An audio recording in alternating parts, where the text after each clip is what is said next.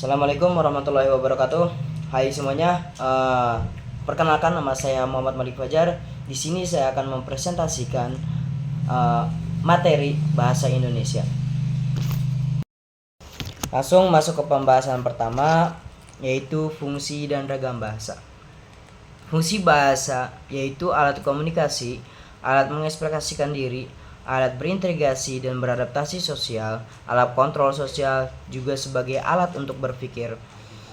Bahasa juga memiliki fungsinya, fungsi di negara Indonesia. Fungsi bahasa di Indonesia memiliki dua fungsi. Yang pertama ada bahasa nasional, yang kedua ada bahasa negara. Lalu bahasa memiliki ragamnya.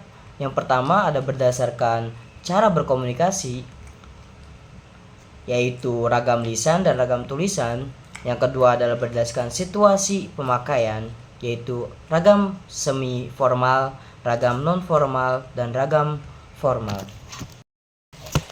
Pembahasan yang kedua ada membaca dan menyimak. Yang dimaksud dengan membaca adalah proses yang dilakukan serta digunakan untuk memperoleh pesan yang hendak disampaikan oleh penulis. Tujuannya apa sih? Kita sering bertanya-tanya tujuan membaca itu apa gitu. Nah, di sini kita akan membahas tujuannya. Tujuan yang pertama itu untuk memperoleh informasi. Lalu yang kedua untuk memahami makna bacaannya.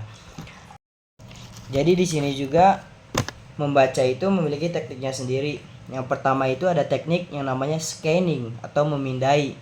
Lalu ada teknik skimming. Terus yang ketiga ada SQ3R. Yang dimaksud SQ3R adalah S adalah survey, Q adalah question, 3R-nya itu read, recall, review. Yang dimaksud dengan survei adalah kita meneliti dulu, membaca dengan benar-benar. Lalu yang question adalah kita membuat pertanyaan dari apa yang kita baca. Lalu read, kita membaca lagi. Lalu recall itu menjawab apa yang kita tadi tanyakan sebelumnya. Lalu review adalah untuk mengevaluasi sejauh mana kita memahami dari bacaan kita. Lalu ada menyimak dari bacaan gitu. Menyimak itu artinya memperhatikan dengan seksama apa yang diucapkan oleh penutur untuk mendapatkan suatu informasi. Jadi menyimak itu ada punya tingkatan. Tingkatan yang pertama dari menyimak adalah mendengar. Yang kedua ada menginterpretasi. Lalu yang ketiga adalah mengevaluasi. Dan keempat adalah memberi reaksi.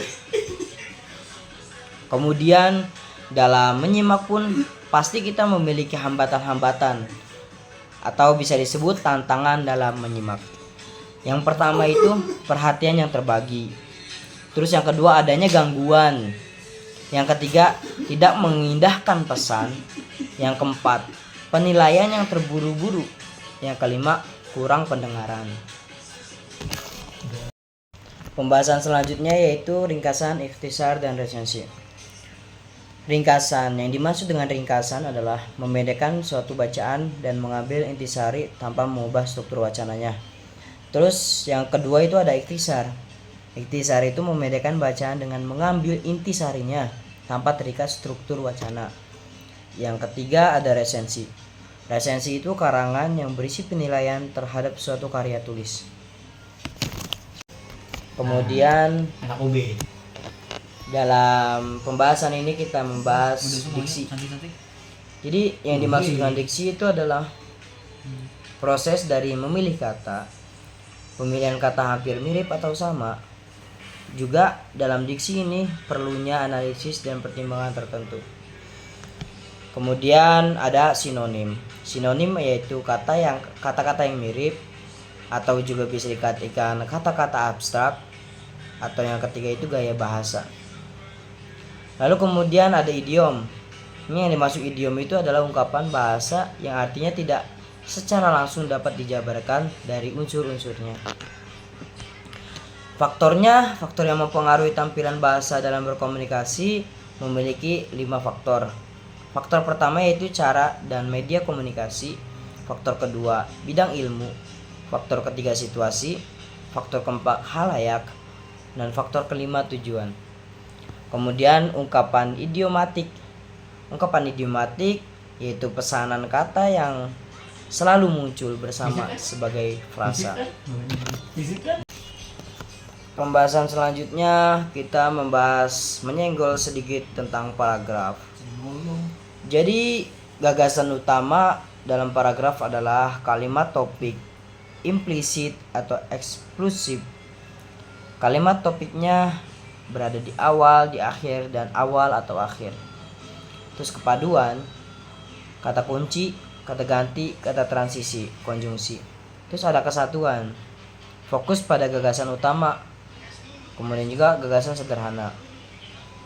Ciri-ciri paragraf itu: satu, gagasan utama, terus beberapa informasi, terus ketiga, bentuk visual paragraf ditandai oleh perenggangan baris kalimat ke dalam baris pertama kelompok kalimat tersebut.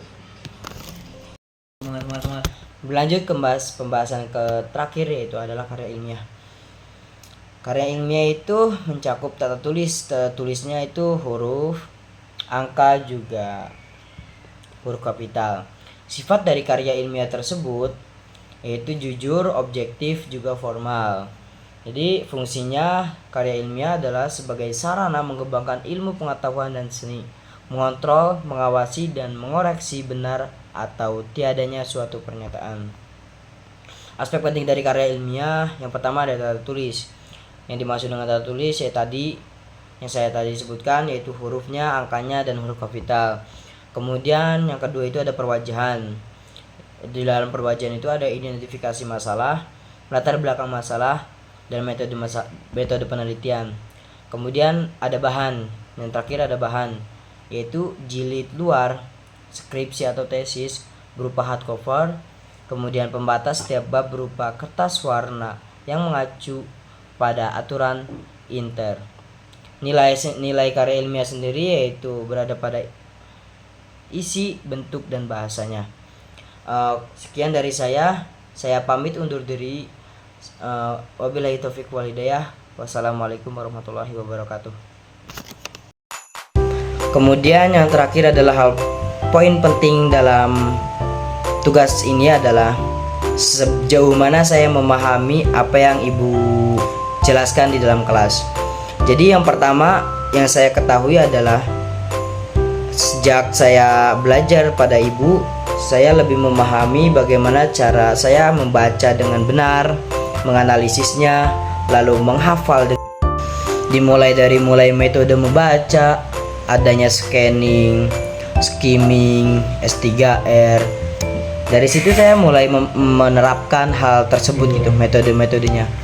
Dari yang awalnya saya tidak terlalu cepat memahami apa isi buku, kemudian setelah saya menerapkan apa yang Ibu jelaskan di kelas tersebut, alhamdulillah saya merasa lebih baik dibanding sebelum-sebelumnya begitu. Terima kasih, sekian dari saya. Wassalamualaikum warahmatullahi wabarakatuh.